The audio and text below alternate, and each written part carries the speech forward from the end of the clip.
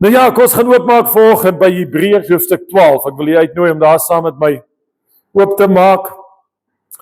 En dan gaan ons die Here vanoggend vertrou om sy woord aan ons te bedien, soos wat net hy alleen kan. Hebreërs hoofstuk 12, daarvan vers 22 af, gaan ons saam lees. So kom ons lees dit saam. Ek dink ons gaan almal saam dit lees en ons spreek hierdie woorde met elke bedoeling wat die skrif daarby wou voeg. Hebreërs 12 vers 22. Maar julle het gekom by die berg Sion en die stad van die lewende God, die hemelse Jerusalem en 10.000 engele, by die feestelike vergadering en die gemeente van eersgeborenes wat in die hemele opgeskrywe is, en by God die regter van almal, en by die geeste van die volmaakte regverdiges, en by Jesus, die middelaar van die Nuwe Testament, en die bloed van die besprenkeling, wat van beter dinge spreek as Abel. Net tot sover, kom ons buig die hoofde, dan bid ons saam. Halleluja, Here, hierdie woord sê, julle het gekom by die berg Sion. En Vader, daarom is ons vanoggend daar. Ons is in die hemelse vergadering, by die feestelike vergadering, by die gemeente van die eersgeborenes, by die engele, by die wesens, by die wonderlike plekke wat U voorberei het, sodat ons altyd kan wees waar U is. En Here, in hierdie oomblikke wil ons kom en ons wil ons gewete kom reinig met die bloed van die lam. Ons wil ons gedagtes kom stil maak. Ons wil kom sê, Here, ons plaas onsself nou daar. Ons neem onsself uit die posisie uit waar ons nou gedink het ons is, uit die vlees uit die wêreld uit hierdie gebou uit waar ons vanoggend sit. En ons sluit aan by die hemelse skare. En ons dankie, Here, vir die woord wat U nou gaan breek in ons bidde. Dankie vir die Heilige Gees wat dit deel en bedien aan elkeen. Kom maak soos wat U wil vanoggend, Here. Ons is die klei in U hande. Kom vorm ons, kom maak ons, kom gee ons die deel in die naam van Jesus Christus. Amen. Prys die Here. Nou hierdie skrifgedeelte is so kosbaar. Hy sê ons het gekom. So ek wil vir vanoggend sê, elkeen van ons wat hier sit, wat Jesus aangeneem het, elkeen wat voor die kruis gebuig het en sy lewe neergelê het gekom op 'n nuwe plek. Ons is nie waar ons was nie. Ons is nie waar ons in die verlede tyd ons bevind het nie. En dis in die wêreld, gebuk onder die reëls van die wêreld, gebuk onder die eerste beginsels van die wêreld nie. Ons het dit alles verlaat toe ons Jesus aangeneem het. As jy voor die kansel gaan staan die dag toe jy getrou het, dan sê die predikant daar, beloof jy om getrou te bly in jou huweliksmaat en alle ander te verlaat. En dis wat ons gedoen het toe ons Jesus aangeneem het. Weet nie of ons dit besef het nie, maar ons het die wêreld gelos, ons het sy tekortkominge gelos, ons het sonde gelos, ons het al die moeilikheid van die wêreld het ons agtergelos. Prys die Here. Die duiwel probeer elke dag om jou te oortuig, jy is nog steeds in die moeilikheid. En jy is nog steeds in die wêreld, jy is nog steeds onderworpe aan die probleme. Maar ons is vry. Vry. Christus maak my vry. Eers was ek blind, maar nou kan ek sien, sê die Here. So ek hoop daar gaan 'n paar blinde oë oop vanoggend ook in hierdie boodskap. Maar hy sê ons het gekom by Jesus. Ons het gekom by die middelaar van die Nuwe Testament.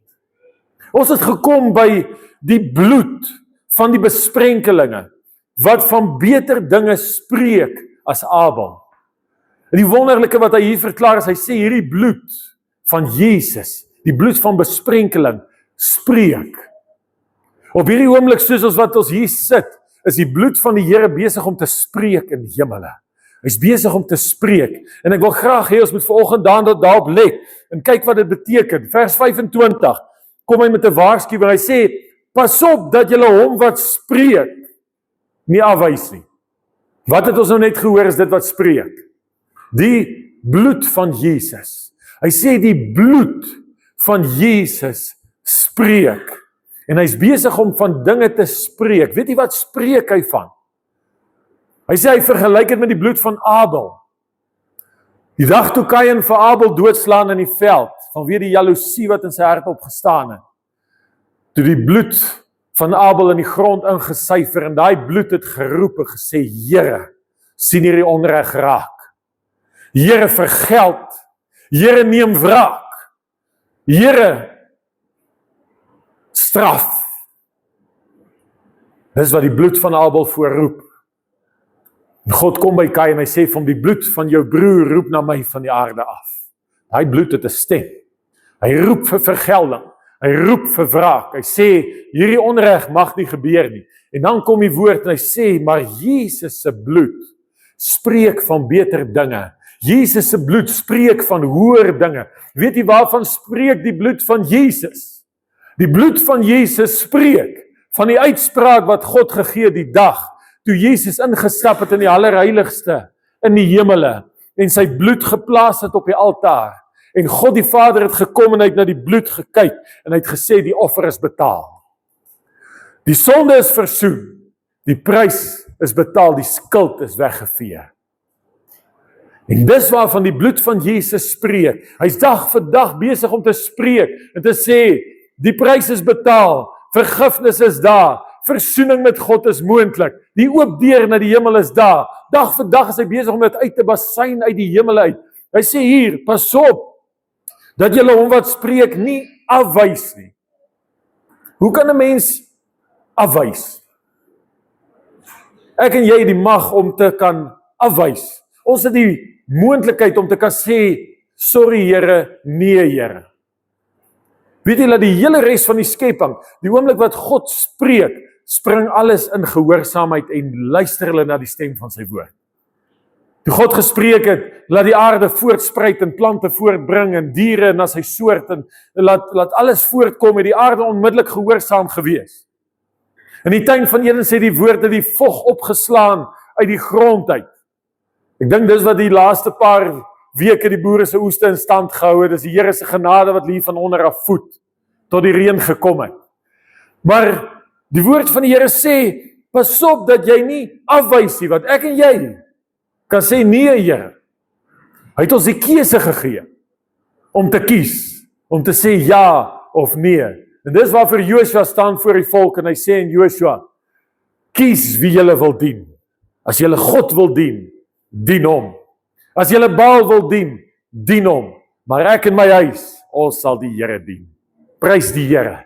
Ons wys hom nie af nie.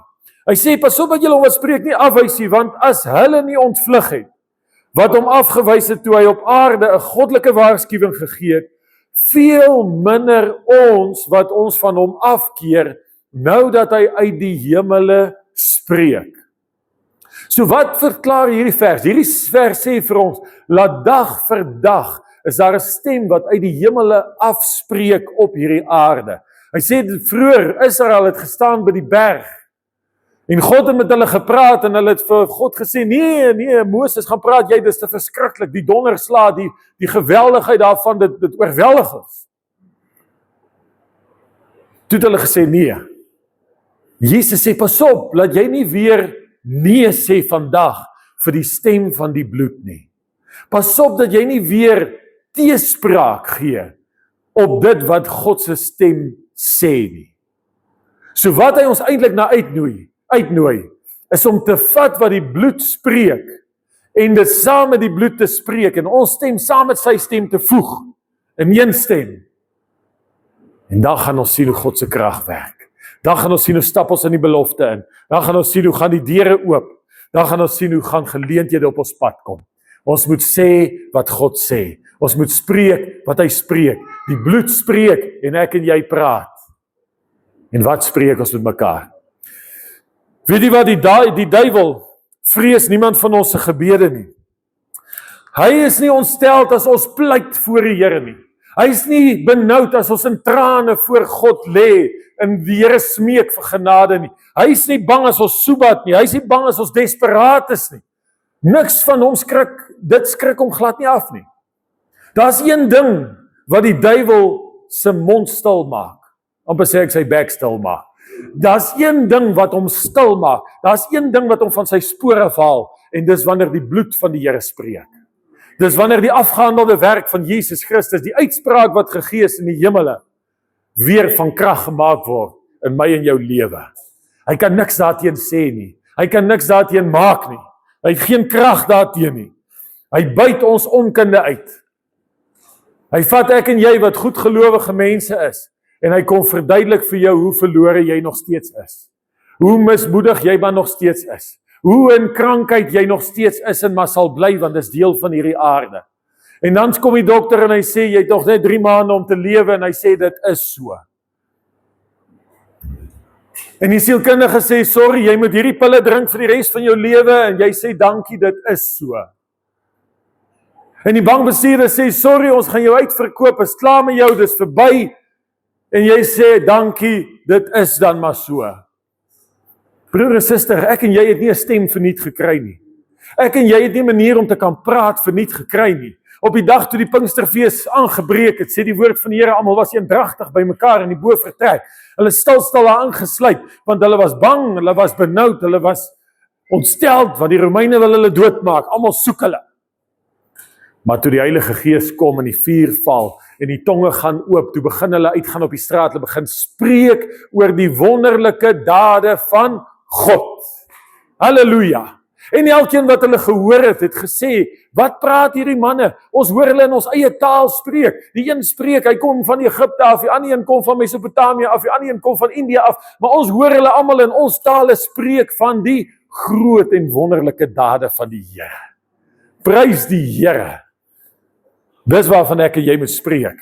Ons spreek nie van dit wat aards is nie. Ons spreek nie van dit wat menslik is nie. Ons bring nie die vloek oor onsself nie, want dood en lewe lê in die mag van jou en my tong. En hy wat dit graag gebruik, sê die woord, sal die vrug daarvan eet.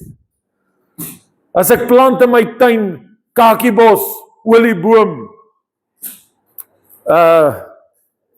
kankerroos, misbredie, en oor 3 maande gaan ek tuin toe, en ek gaan ietsie kry om vir die pot. Wat gaan ek daar kry? As ek gelukkig is, bietjie marog, want hy kom maar van self. Maar, dis hoe ek en jy se lewe werk. Broer en suster, ek wil vir jy sê, die bloed van Jesus spreek van jou vergifnis. Die bloed van Jesus Christus spreek van jou genesing. Die bloed van Jesus Christus spreek van jou verlossing. Hoe kan jy gebonde wees? Hoe kan jy siek wees? Hoe kan jy die skuld van hierdie lewe op jou dra? Hoe kan jy jou eie tekortkominge dra as jy 'n nuwe mens is in Jesus Christus? Hy het ons vrygekoop, prys die Here. Hy het ons losgemaak. Moenie gebonde wees onder jou eie ou natuur nie. Satan byt dit uit. Hy gebruik die onkunde wat ons het, en hy bring aanklagtes in. Aanklagtes. Jy weet, die enigste mag wat die duiwel vandag het, is om aan te kla. En al hierdie klagtes van hom is vals. Maar jy sien, wanneer jy hof toe gaan, is daar altyd 2 partye. Daar's die beskuldigde, en daar's die aanklaer, en daar's die verdediging. En die beskuldigde is in die middel van hierdie 2. Die aanklaer sê so, en die verdediging sê anders. Die aanklaer sê hierdie ou moet hang, die verdediging sê hy moet loop. Hy's los, hy's vry. En daai 2 stemme spreek, dag vir dag in jou en my lewe. Die duiwel bly ons aankla, hy bly die ons weer voor die hof sleep, hy bly ons uitdaag, hy bly ons terugbring, hy wil jou en my swaar belaai met die swaar van hierdie ou lewe. En wanneer ons by die hof opdaag, wat gebeur? Daar staan die bloed van Jesus Christus. Hy sê, daar is nie 'n aanklag nie. Daar is niks om te sê nie. Hierdie saak is 2000 jaar terug afgehandel. God die regter het op sy regsbank gesit, het die hamer geslaat en gesê, vry. Nie skuldig nie, onskuldig. Maar jy sien, die duiwel gebruik die onkunde, want hy weet, in God se boekies kan ek en jy nie skuldig raak nie. Hy sê, so ver as die ooste verwyder is van die weste, so ver het ek jou sonde verwyder van jou. So diep as die diepste van die see, so ver het ek jou skuld onder begrawe. Ek dink nooit weer daaraan nie. Die duiwel dink elke dag daaraan. Hy bring dit terug, hy gooi dit vir jou en my, want as hy my kan laat glo, ek staan skuldig voor die Here, weet hy, ek gaan niks werd wees nie. Ek kan huil voor die Here, ek kan trane stort, ek kan pleit, maar as ek skuld in my hart dra, gaan ek niks kry nie. Want skuld kanselleer geloof. Skryf dit iewers in jou Bybel. Skuld kanselleer geloof. Jy kan 10 preke luister oor geloof, jy sal dit nie kry nie, voor jy nie met jou skuld gedeel het nie. Voor jy nie jou kruis gelos het by die voete van Jesus. Voor jy nie klaar gemaak het met die dinge wat jou rug ry nie. Openbaring 12 vers 10 noem hom die ene wat ons aankla voor God. Ek lees die laaste stukkie, want die aanklaer van ons broeders is neergewerp. Hy wat hulle aanklaag voor ons God dag en nag. Die enigste krag wat die duiwel het, die enigste mag vertoon wat hy het, is die mag van aanklagtes. Hy het geen fisiese mag nie, hy het geen fisiese krag nie, hy werk deur leuns. Want die Here sê in Kolossense 2 vers 13, julle wat dood was deur die misdade en die onbesnedenheid van julle vlees, het hy saam met hom lewend gemaak, deurdat hy julle al die misdade vergeef het. Prys die Here. Ek wil vir julle sê vanoggend, jy's vrygekoop, losgemaak. Hy het jou alles vergewe. Nie net party goed nie. Alles. Hy het julle losgemaak van julle misdade. En dan kom hy verder en hy sê, en die skuldbrief teen ons, wat met sy insettinge ons vyhandig was, uitgedelg en weggeruim deur dit aan die kruis vas te naal. Wat is die skuldbrief? Die skuldbrief wat teen my en jou staan, is die wet met sy insettinge. Die wet wat bepaal het, wat gesê het, die een wat hierdie dinge doen, moet verseker sterf. En daai skuldbrief is dit wat jou en my skuldig gemaak het. En daar's niks fout met die skuldbrief nie. Die woord van die Here sê in die Psalm, skryf Dawid oor, hy sê die wet van die Here is volmaak. Die wet van die Here is volmaak in al sy insettinge en wonderlik. Die fout is nie by die wet nie, die fout is by jou en my. Ons was die wat dit nie kon maak nie. Ons is die wat nie kon voldoen aan die vereistes nie. Ons kon nie staan in die geregtigheid van die Here nie. Ons kon nie sy vereistes nakom nie. En die oomblik toe die wet inskop, toe word hy ons aanklag. En Satan hardloop met die wetboek van Moses in, en hy sit hom neer voor die Here, en hy sê, hier staan geskrywe, want hy weet, hy kan nie God met sy opinie beïndruk nie. God gaan op wat staan geskrywe. En toe hy sy wetboek daar neersit, toe word die aanklag geldig. Maar nou kom Jesus. En Jesus sê, ek het nie gekom om die wet weg te neem nie. Ek het gekom om die wet te vervul. Ek het gekom om alles te doen wat die wet wil hê, om alles te vervul wat hy voorskryf. En die oomblik toe dit gebeur, toe sê hy, tetelestai. Dit is volbring, dit is afgehandel. Ek het gedoen wat die skuldbrief gevra het, en hy vat hierdie skuldbrief, en hy vat hom met sy insettinge. Kyk wat sê hy, dit wat ons vyhandig was, omdat ons skuldig was. Hy vat hom, hy het hom uitgedelg en weggeruim, deur dit aan die kruis vas te naal. So die hele wetboek, met al sy insettinge, word in Jesus Christus aan die kruis vasgeslaan met die spykers, wat deur sy hande deurboor is. En die oomblik toe daai wet vasgenaal is, toe is dit afgehandel. Ek wil dit vir julle graag lees in 'n ander stukkie. Kom ek het dit nou nie in nie. Ek dink nou aan hom, Efesiërs hoofstuk 2. Kom ek gaan lees dit net vir julle. Dit is so pragtig om te verstaan wat die Here hier sê. Dat ek hom net byvoeg, dan gaan ons hom lees. Maar nou in Christus Jesus, Efesiërs 2 vers 13, het julle wat vroeër ver was, naby gekom deur die bloed van Christus. Die bloed is dit wat ons nader gebring het aan God. Die bloed is dit wat ons ingebring het in sy teenwoordigheid. Want hy is ons vrede, hy wat albei een gemaak het en die middelmuur van skeiding afgebreek het. Kyk mooi wat sê die woord. Hy sê daar was 'n muur van skeiding tussen ons en God. Daar was 'n muur wat ons verwyder het, wat ons ver gehou het van God af. Deurdat hy in sy vlees die vyandskap tot niet gemaak het. En dan begin hy, naamlik, wat staan daar? Die wet van gebooie. Die vyandskap tussen jou en my, tussen ek en jy en God, het ingekom by die wet. Die wet in gebooie, wat in insetting bestaan, sodat hy deur vrede te maak, die twee in homself tot een nuwe mens kan skep. Prys die naam van die Here. Hierdie is die openbaring van die wonderlike werk wat Jesus aan die kruis gedoen het. Hy het die wet aan die een kant gevat, wat ons vyandig was toe ons Christus nog nie geken het nie. En hy het my en jou gevat wat sondaars was, wat verwyder is van God, verwyder is van die beloftes, op niks aanspraak kon maak nie. En hy bring die twee in homself. Hoe dit gebeur? Daai dag toe Jesus op die kruis hang, 2 Korintiërs 5 vers 21, het ons 2 weke terug hier gelees, toe sê hy het hom sonde gemaak. So eerstens vat Jesus die tekortkominge, die swakhede, die sonde, die siekte, die verwerping, die swaar van hierdie ou lewe, en hy vat dit van jou en my af weg, en hy bring dit in homself. En aan die ander kant vat hy die wet van God wat perfek is, volmaak, rein, skoon, heilig, met al sy vereistes, met al sy bepalinge, en hy bring hom ook in homself, en in homself smee hy uit hierdie twee goed. Wat? 'n nuwe mens. Prys die Here. Al die nuwe mense steek bietjie hande op vanoggend. Prys die Here. Sê saam met my, ek is 'n nuwe mens. Ek is 'n nuwe mens. In Christus. Hy het ons gevat en ons een gemaak. So waar is ons vandag? Ons is op die plek waar die wet van God is op ons tafels van ons harte geskryf. Dis hier binne. Ek het geen begeerte om na buite te gaan sondig nie.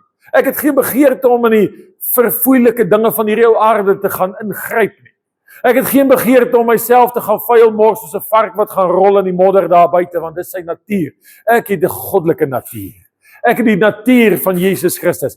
Die woord sê ons het die mind of Christ. Die Engelse vertaling sê hom so mooi.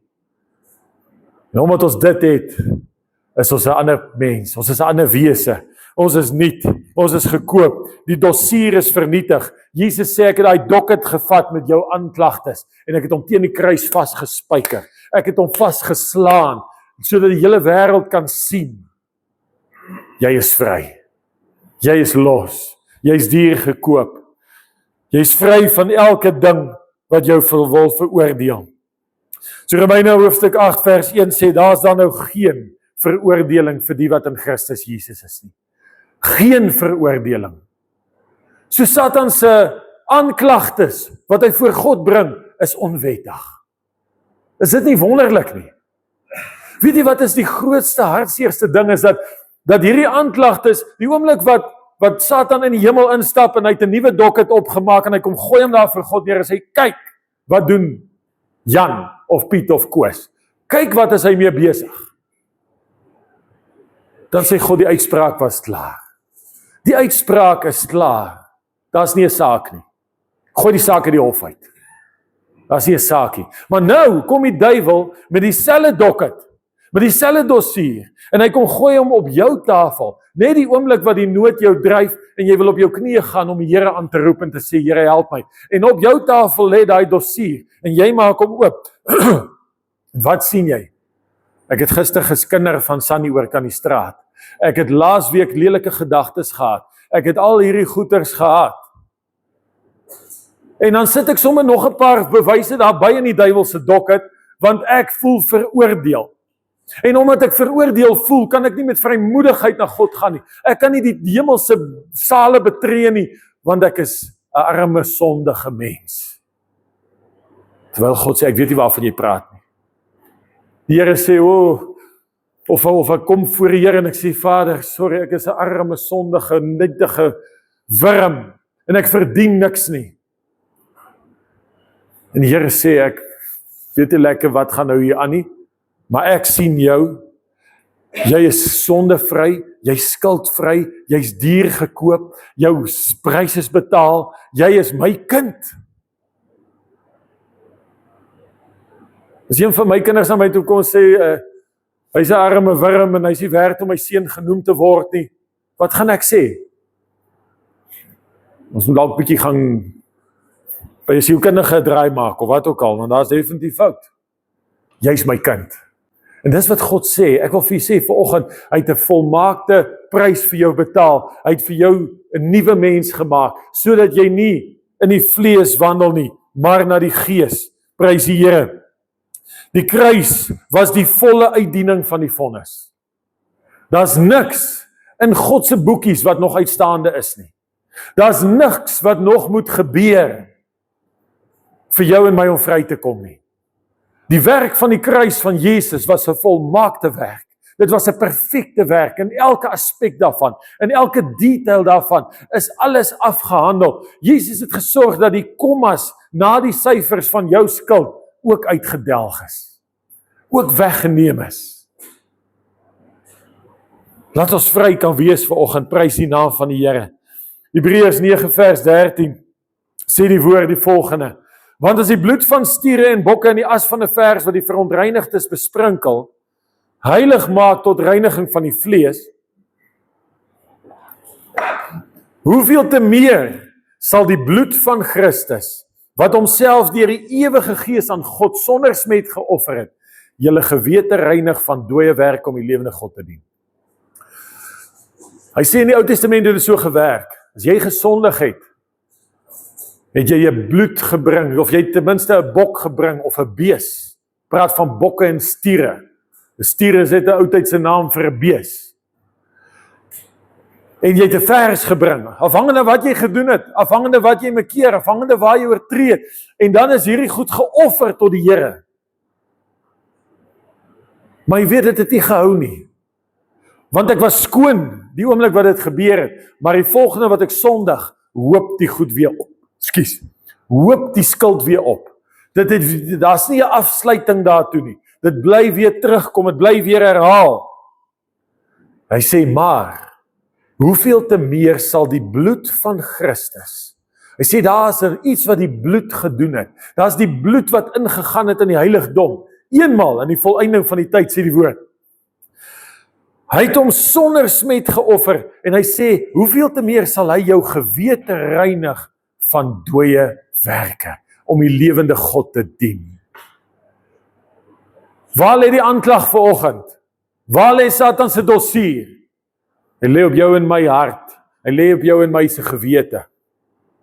Soos ons hier sit, weet ons nie wat gaan in mekaar se lewens aan nie.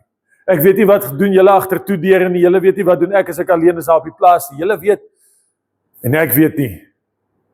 Maar God sê, jou gewete moet rein wees voor my. As jou gewete jou aankla, moet jy weet daar's 'n probleem. Die bloed van Jesus Christus spreek iets anders as wat jou gewete spreek. Wat doen 'n mens se gewete? Hy laai skuld op jou. Hy bring jou op die plek waar jy voel, ek is nie waardig nie. Ek is swak. Ek is onkundig. Ek weet Jesus is almagtig. Ek weet hy is kragtig. Ek weet God kan enigiets doen. Maar ek en God is nie dieselfde nie. Tot op die plek waar ons begin verstaan dat Jesus sê, in die kruis het hy die twee een gemaak. Hy het ons gebring wat ver was, en naby deur die bloed van Jesus Christus. Hy het ons een gees met hom gemaak. Hy het ons kinders van God gemaak, sodat ons nie meer slawe kan wees nie. Sodat ons nie meer verwerp kan wees nie. Sodat daar geen skeidsmuur meer is nie. Ek wens ek was daai dag in die tempel gewees, 2000 jaar terug, toe Jesus sy laaste asem uitblaas en hy sê tetelestai. Ek wens ek kon sien hoe daai gordynmiddel deurskeer. Jy weet, Josefus skryf in sy, Josefus was 'n geskiedskrywer, het gelewe in die tyd van Jesus. Hy sê daai gordyn was geweef met gouddraad. Hy was met blou en purper stof was hy in mekaar geweef. Hy was so dik en so sterk en so geweldig swaar. Hy sê as hy 2 spanne perde moes inspan en hulle na weerskante toe trek en daai gordyn in die middel, sou hulle nie daai gordyn kon skeer nie. Geen menslike krag kon hom skeer nie. Daai gordyn was die skeidsmuur wat gehang het tussen ons en God. Dis die skeidsmuur wat ons verwyder het van God se teenwoordigheid. En daai skeidsmuur is opgerig die dag toe Adam geval het in sonde. Die woord sê in die profeet, hy sê, julle oortredinge het die skeidsmuur geword tussen julle en julle God. Daar's geen manier wat ons God se heiligheid kon bereik nie. Daar's geen manier wat ons sy binneste kamer, sy allerheiligste kon ingaan nie. Ons was met sonde belaai. Maar prys die Here. Toe daai gordyn skeer, toe maak God die ingang oop. Toe maak God die skeiding tot niet. Toe sê God vir jou en my, nou verwelkom ek jou in my teenwoordigheid. Want jy is nie meer die mens wat jy was nie. Jou sonde is betaal, jou skuld is betaal, die gebooie staan geskryf op jou hart. En jy's 'n nuwe mens in hom. Prys die naam van die Here. Sien, ek kan volgens die staan en ek kan baie skrif quoteer, maar as ek die skuldgevoel nie kanselleer nie, dan staan ek in 'n dooie plek in my lewe saam met die Here. As ek nog steeds myself sien as die verkeerde persoon, sal my gebede niks uitrig nie. Sal al die skrifte wat ek quoteer, sal niks uitrig nie. Maar die oomblik wat ek sien, ek is nou wedergebore, ek is kind van God, ek is versoen deur die bloed van Jesus, is ek op 'n beter plek. Ek begin saamstem met wat die bloed spreek uit die hemel uit, en ek maak dit my eie. Halleluja. Hebreërs hoofstuk 10 vers 22, sê, laat ons toetree met 'n waaragtige hart, in volle geloofsversekerheid. Hy sê, dis die manier hoe ons na God toe kom. Volle geloofsversekerdheid. Wat beteken dit? Niks is op my gewete nie. Niks kla my aan nie. Ek aanvaar die volle prys van Jesus. My gewete is gereinig. Ek bely elke ding wat dalk voor my kan staan teenoor die Here. En ek kom in geloofsversekerdheid in sy teenwoordigheid in. Hy sê verder, die harte deur besprenkeling gereinig. Weet jy wat sê Salomo? Hy sê, bewaak jou hart meer as alles wat moet bewaar word, want daaruit is die oorspronge van die lewe. Spreuke 4 vers 23. As jou hart vir jou sê, jy is skuldig, dan kanselleer dit jou gebed. Dit kanselleer jou geloof. Dit kanselleer jou stap saam met die Here. En dis hoekom die woord sê, ons moet ons harte besprenkel met die bloed van Jesus. Hoe doen ek dit? Ek kyk wat spreek die bloed, en ek spreek dieselfde, en ek reinig my hart daardeur. Ek aanvaar dit wat die bloed spreek. Vergifnis, gesondmaking, heelmaking, vryspraak, volmaakte offer. Dis die bloed wat praat, broer en suster. Besprenkel jou hart vanoggend van 'n slegte gewete. Kry die slegte gewete uit jou lewe uit. Sê Here, dankie vanoggend, ek is 'n vry mens. Ek is losgekoop, ek is duur gekoop. Ek neem my kindskap aan. Ek vat die verlossing wat daar is deur die bloed van die Here. Prys die naam van die Here. As jou verlede terugkom, moenie verduidelik nie. Moenie probeer verduidelik nie. Die duiwel sal keer op keer sal hy terugkom na jou toe, en hy sal goed uit jou kinderdae uit wil bring, en hy wil goeders. Elke ding wat jy voor die Here bely het, is afgehandel. Dis versoen deur die bloed van die Here. Hy wil terugkom, hy wil aanklagtes, hy wil jou mislukkings voor jou bring en sê, yes, hierdie keer gaan jy weer misluk. Ja, jy gaan weer herhaal, want dis wie jy is. Dis die soort wat jy is. Dis hoe jy is. Jy is so gebore, maar niemand kan jou help nie. Leens. Ek wil vir sê, vanoggend Christus het jou 'n nuwe mens gemaak. Jy's wedergebore. Jy het God se beeld. Jy het God se natuur, sê 1 Petrus.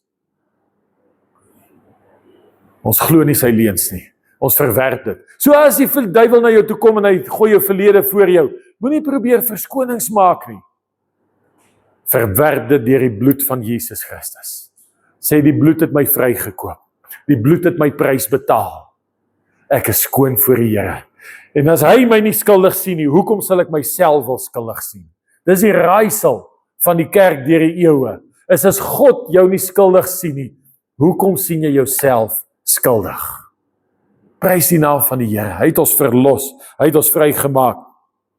Moenie beter probeer wees nie. Antwoord met die bloed. Antwoord met die bloed. Sê Satan, die bloed van Jesus Christus het my vrygemaak. Die bloed van Jesus Christus besprenkel my gewete en ek staan met 'n rein gewete voor God. Al het ek iets, is vars in my gedagte wat ek nou onlangs nie reg gedoen het nie, kan ek weet dit was ingesluit in die prys. Dit was ingesluit in die volmaakte verlossing. Nie meer kry ons die verskoning om te sondig nie.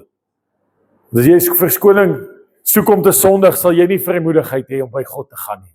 Jy sal nie vrymoedigheid hê om voor die Here te staan nie.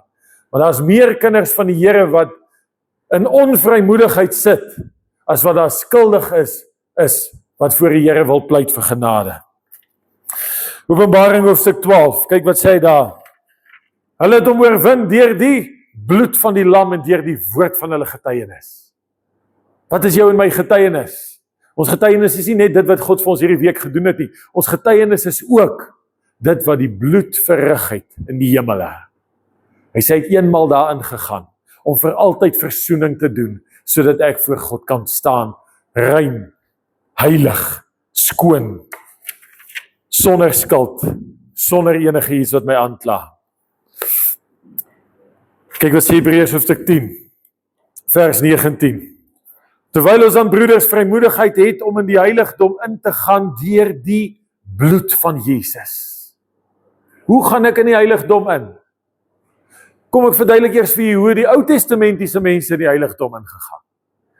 Die hoëpriester, eenmal 'n jaar, kon hy ingegaan het agter die gordyn met die bloed van die bul wat hulle geslag het. En hy kon daai bloed aanstryk aan die horings van die altaar en hy kon dit sprinkel oor die hele altaar en hy het vir die hele volk versoening gedoen. En hy het van hierdie bloed gevat en hy het dit gesmeer op die bok wat hulle genoem het die sondebok. Weet daai Afrikaanse idioom wat ons altyd van praat, die sondebok. Kom uit Levitikus uit. Kom uit die plek uit waar hy gesê, dis hoe dit gaan werk in die tempel. Plas die sonde van die volk op die bok en lei hom 3 dae weg in die woestyn. Sodat hy die sonde wegdra van die mense af. Maar hierdie hoëpriester stap in, voordat hy kon ingaan in daai heiligdom, moes hy hom eers gaan was het, hy moes hom gaan bad het, hy moes reinigingsrituele deurgaan. Ek wil vir julle sê, dit was omtrent 'n week of 2 weke se proses gewees vir hierdie hoëpriester om homself reg te kry om eenmal 'n jaar in daai plek in te gaan. Hy moes so seker maak, want dit was 'n saak van lewe of dood. Hy moes sy gedagtes deursoek, hy moes sy hart deursoek, hy moes vir elke ding, hy moes die wet van die Here gaan deursoek en kyk, wat is daar wat hy alles kan aanskuldig wees. Dalk is daar goed wat hy nie besef nie. En hy moes al hierdie goed moes hy in orde kry deur hierdie reinigingsrituele, en wanneer hy dit klaar gedoen het, het hulle daai dag voordat hy ingaan in daai heiligdom, het hulle 'n tou onder sy voete vasgemaak, om sy een voet. En dan het hy gestap met hierdie bak, met die bloed wat moet versoening doen vir die volk se sonde. En hy het ingegaan agter die gordyn. En ek dink daai ouens moes hoeveel keer moes hulle harte geklop het, en die adrenalien moes gevloei het, en die benoudheid moes hom beet gepak het, want hy weet as hy iewerster dalk te kort gekom het, het hy die oomblik wat sy oë oopgaan in daai heiligdom en hy aanskou die ark van die Here, die gerubs wat bo oor die ark se deksel, die versoendeksel troon, wat gerubs is wat moet bewaak, wat moet oppas, wat moet kyk. Toe Adam en Eva uit die tuin van Eden uit, toe sit die Here gerubs by die poort om die tuin te bewaak sodat niemand daar kan inkom nie. Daai selfe gerubs is opgestel bo kan die ark van die Here wat die heiligdom van God is, en wanneer hy ingaan en hy aanskou die heiligdom van die Here, en hy het iewers 'n fout in sy lewe, het hy net daar dood neergeslaan. En die moeilikheid is, as daai ou dood is, kan niemand hom daar uithaal nie. Want geen ander persoon in die hele volk het die rituele deurgegaan, het is in die posisie van hoëpriester nie, kwalifiseer om daar te wees nie, niemand.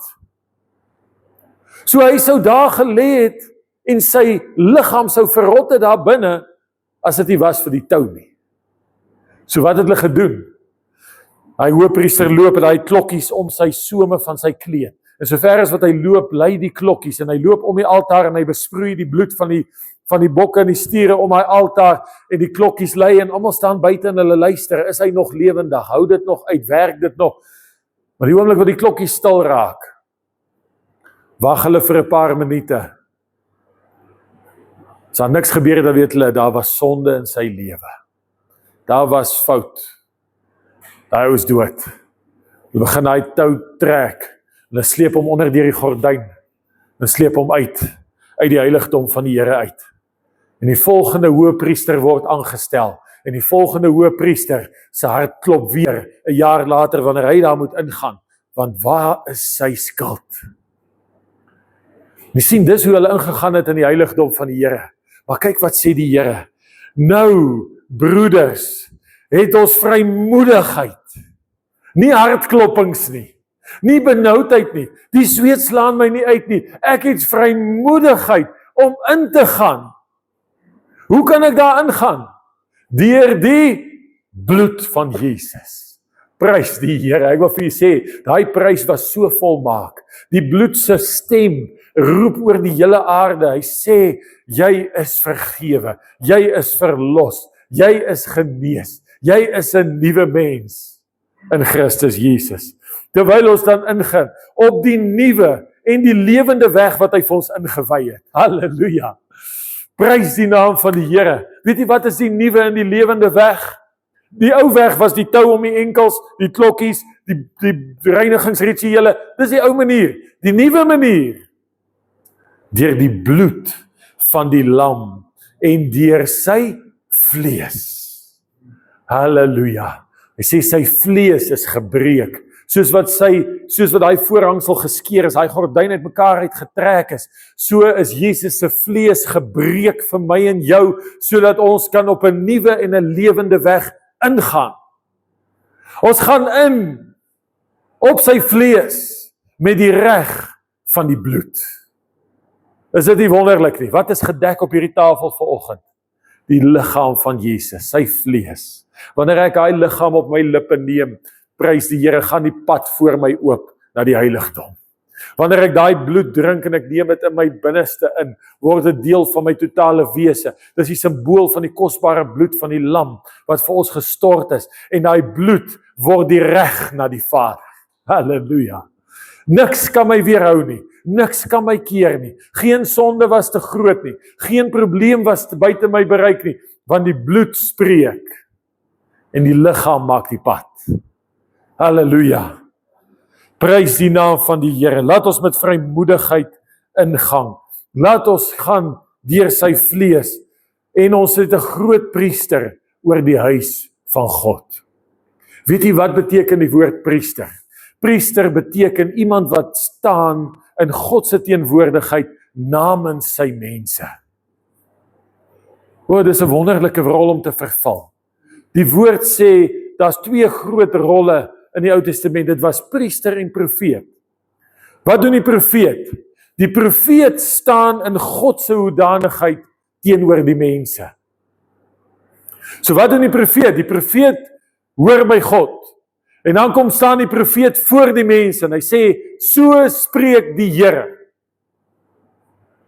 Jy weet, ek het hierdie week 'n wonderlike ding eintlik gehoor wat vir my so goed was, oor Jona. Ek het al baie keer gewonder, hoe het Jona dit reg gekry, om in een sinnetjie die hele stad Ninive te bekeer? Weet jy wat het hy gesê? Hy het gesê, bekeer julle, want so spreek die Here, oor 40 dae verwoes ek hierdie hele stad. Dit was sy preek. En daai afgodstad, daai heidense plek waar niemand God respekteer of enigiets glo nie, val in sak en as op hulle knieë neer. En hulle verootmoedig hulle voor die Here. En die hele stad kom tot bekering, tot die koning. Hy vaardig dit uit. Hy sê, almal buig voor die Here, verootmoedig julle, gooi as op julle koppe, wees in sak en as. Miskien is die Here ons genadig dat hierdie ding nie gebeur nie. Een sinnetjie. En dit het ek al gewonder hoe dit gebeur. En toe luister ek hierdie week waar iemand dit so mooi verduidelik. Hulle sê in daai stad Ninive was daar 'n klomp afgode. Verskillende gode wat verskillende rolle vervul het, soos wat baie van die heidense nasies was jare terug. Maar een van die hoofgode wat hulle aanbid het in daai stad, is 'n figuur van 'n mens wat uit 'n vis se mond uitkom. En hierdie afgod was een van hulle hoofgode. En 'n paar dae voordat Jona in daai stad opdaag, staan daar waarskynlik manne op die kus van die land waar hulle besig is om vis te vang. En die volgende oomblik kom daar 'n vis en hy spoeg 'n ou uit op droë grond. Kan jy dit imagine? Kan jy dit bedink? Hierdie ou kom uit die mond van die vis uit. En hierdie ouens hardloop na die stad toe en sê, hoorie, ons het dit gesien gebeur. Hier het iemand uit hierdie vis se mond uitgekom. En hierdie ou wat uit hierdie vis se mond uitkom, kom in hierdie stad en hy sê, luister, dis wat die ware God spreek. Ek gaan hierdie stad vernietig as julle nie bekeer. Dis wonderlik hoe die Here se weë werk.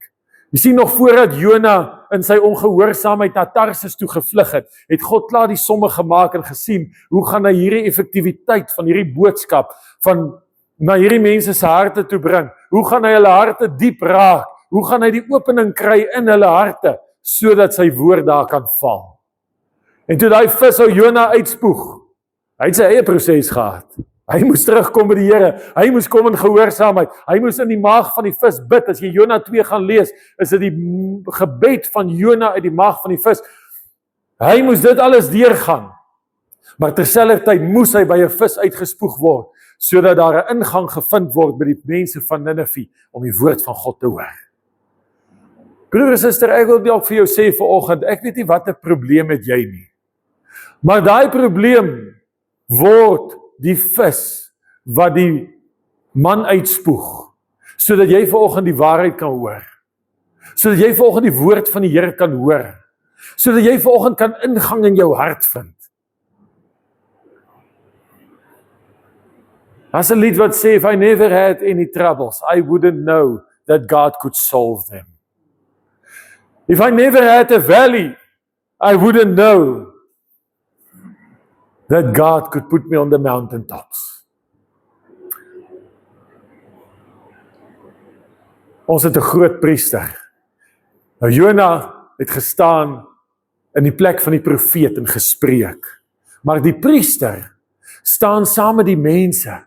Die priester dra die mense se saak op die hart.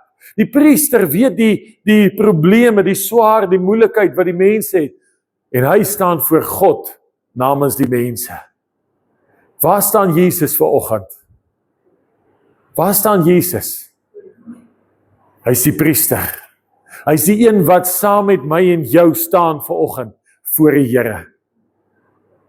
Hy is ons ouer broer. Hy het opgestaan uit die dood toe sê, gaan sê vir my broers, hulle moet my kom sien in Galilea. Ek gaan soontoe. Gaan sê vir my susters. Vanoggend staan Jesus saam met my en jou in ons situasie voor die Here. Ons het 'n priester. Prys die Here vir 'n priester. Prys die Here vir een wat net weet hoe ek voel. Prys die Here vir een wat saam met my medelyde het in my swaar, in my stryd, in my probleem. Prys die Here vir een wat saam met my aanmoedig en vir my hand vashou en saam met my die pad stap, een wat my dra. Hy is my priester. Ons het 'n hoë priester, sê die woord hierso. Ons het 'n priester oor die huis van God. En daaroor het ek vrymoedigheid om na God te gaan. Ek gaan saam met my priester. Ek gaan staan saam met hom voor die Here. Ons het 'n Jy weet die oomblik wat ek dit sien, dan kan ek nie sien hoe kruip jy in God se teenwoordigheid uit nie. Ek kan nie sien hoe jy soebat om iets van die Here af te kry nie, want Jesus is saam met my. Hy staan langs my. Ons gaan na God toe. Ons is in sy teenwoordigheid. Soebat is onkunde. Soebat is onkunde. Dis soebat wat jou wil hê, jy moet nie glo wie jy is nie. Soebat is die een wat jou in onsekerheid wil hou. Ek weet nie waar staan ek met God nie, ek weet nie waar staan ek met mense nie, ek weet nie wat moet ek maak nie. Ek wil vir volgens sê, weet presies waar staan jy met God. Gereinig, geheilig, die bloed spreek dit, die hemel spreek dit, die hoëpriester wat saam met jou is, spreek dit tot die hemele. Ek het geen veroordeling voor die Here nie. So ons moet vanoggend ons gewete vertroos. Ons moet vanoggend ons harte voor die God reinig. Ons moet vanoggend sê, Here, dankie dat die afstand weggeneem is. Soebat sê, daar's afstand tussen my en God. Maar wanneer ek staan in my kindskap, wanneer ek staan in die heerlike werk van Jesus Christus, staan ek in oorwinning saam met hom. Soebat pas nie by oorwinning nie. Ek is nie 'n slaaf wat probeer soebat by sy heer, dat hy net vir hom 'n bietjie iets moet gee nie. Ek is saam met hom in hemelse plekke. Ek is saam met hom duur gekoop deur die kosbare bloed. Soebat sê die gordyn hang nog, terwyl die gordyn geskeur is. Soebat sê, iemand moet namens my ingaan. God het die gordyn geskeur, sodat jy self toegang kan kry. Ek wil vir sê vanoggend, jy het self die volste reg om in te gaan voor God. Want ons hoëpriester het gekies om die gordyn te skeer. Ek dink dit was die vinnigste ding. Ek dink toe Jesus, die oomblik toe sy gees sy liggaam verlaat, in daai oomblik kon hy nie vinnig genoeg by die tempel kom, om daai gordynmiddel deur te kry nie. Want hy het vir eeue lank gesmag om jou en my by hom te hê. Om ons in sy teenwoordigheid te hê. Dit is een van die vinnigste gebeurtenisse met die kruisiging. So werk genesing as ons dit verstaan. Genesing is nie 'n aansoek wat wag vir goedkeuring nie. Baie van ons dink dis so. Ons dink, ons bid die Here, ons doen aansoek vir genesing, en dan gaan ons maar kyk of God dit goedkeur. Dis 'n voltooide werk. Dit was deel van die wonderlike offer van Jesus Christus. Jou genesing is klaar betaal. 1 Petrus 2 vers 24 sê, ons is genees deur die wonde van Jesus. Wanneer het die wonde op Jesus gekom? 2000 jaar terug, afgehandel, klaar, dis jou deel. Dis joune. Dis 'n reg wat wag om afgedwing te word. Dis jou en my reg. Broer, as ek nie my reg opeien nie, gaan hy nie myne word nie. As ek hom nie myne vat nie, dan gaan dit by my verby. Soos my erfporsie. Die prokureur wag het vir my om die briewe te kom teken, maar as ek nie opdaag nie, gaan dit maar na die staat toe. So, ons moet in ons lewens leef in die oorwinning van Jesus. Ons moet in ons harte besef, ons is klaar vergewe. Ons het vrymoedigheid by God. Ons het die autoriteit van die lam. Ons staan in hemelse plekke. Ons sit in hemelse plekke, sê die woord letterlik. Maar simptome kanselleer nie die verbond nie. Môre het ek dalk tandpyn, oormôre sukkel ek, dalk kry ek bietjie 'n neerlaag in wat ek ook al mee besig is, maar dit kanselleer nie dit wat die bloed spreek nie. Dit kanselleer nie my stand saam met die Here nie. Dit kanselleer nie die verbond van God nie. Weerstand bepaal nie die waarheid nie. Partykeer dink mense hoe die realiteit, of die dinge wat teen my kom in my lewe, bepaal wie ek is. Dit bepaal nie wie jy is nie. Jou identiteit, jou waarheid word bepaal deur God se woord en deur dit alleen. Die probleem wat jy ondervind is nie jou waarheid nie. Die moeilikheid wat jy het, is nie jou identiteit nie. Ons het 'n nuwe identiteit in Christus Jesus. So wat sê die woord? Hebreërs 3 vers 1, die laaste skrifgie volgende. Daarom, heilige broeders, deelgenote van die hemelse roeping, let op die apostel en hoëpriester van ons belydenis, Christus Jesus. Hy sê Jesus is die hoëpriester van ons belydenis. Wat is my belydenis? Is wat sê ek? So wat gebeur nou? Die bloed van Jesus spreek uit die hemel, hy sê vergewe, genees, vry, bande is gebreek, die saak is afgehandel, jy is los. En wat doen ek? Ek sê ek is vol sonde, ek is ongeregtig, ek is siek, ek is maar net 'n gewone mens, ek sukkel maar, ek kry maar swaar, ek het maar baie moeilikheid. Wat gee ek vir Jesus om mee te werk? Hy is die hoëpriester van my belydenis. Hy moet die dinge wat ek spreek, moet hy na die troonkamer van God toe vat, en dit word in lyn gebring met die bloed van Jesus Christus, en hy sien die twee lyne kan nie by mekaar kom. Wat ek met my mond sê, en wat die bloed spreek uit die hemel uit, kom nie by mekaar nie. Want ek praat verkeerde goed. Ek sê verkeerde dinge. Ek sien myself as iemand wat ek nie is nie. En so lewe ons 'n armoedige Christelike lewe. Maar wanneer ek vat, die bloed spreek, vergifnis, vryspraak, ek is 'n nuwe skepsel, die ou dinge het verbygegaan, ek is genees, ek is bevry, niks kan aan my vat nie, die duiwel kan aan my nie vat kry nie, hy kan aan my niks doen nie, ek is volmaak soos wat die Here my wou gehad het. Nou kan God my gebruik. Ek is sy werktuig. Ek kan hande op die siekes lê, want sy woord sê dit. Ek kan duiwels uitdryf, want ek glo in hom. Ek kan 'n nuwe tale spreek, want dis my deel wat hy vir my gegee het. Ek kan slange opneem, ek kan iets wat giftig is, kan ek drink. Dis alles my deel. Jesus het gesê, vir hulle wat glo, sal daai tekens volg. Maar ons glo nie. Ons glo God, ja, maar glo nie, ek kan dit doen nie. Is dit nie waar nie? Maar broer en suster, wanneer jy gaan begin sê wat God sê, begin leef wat God leef, begin glo wie sy woord sê jy is, bring jy jou belydenis in die hande van die hoëpriester. En die hoëpriester vat hierdie belydenis en hy dra dit in die hofsale van die hemel. En Satan se aanklagtes word uitgewerk. Niks kan standhou nie, niks kan krag dra nie, want hier's 'n kind van God, wedergebore, genees 2000 jaar terug, bevry 2000 jaar terug, los van elke probleem, los van elke aanklag. Dis ons identiteit. Ek wil hier net die laaste versie lees, en daai selfe hoofstuk verder aan, sê die woord, vandag as julle sy stem hoor, moenie julle harte verhard nie. Vandag as jy God se stem hoor, moenie jou hart verhard nie. Moenie in die verbittering wees nie. Kyk wat sê hy. Julle vaders het my versoek, hulle het my beproef.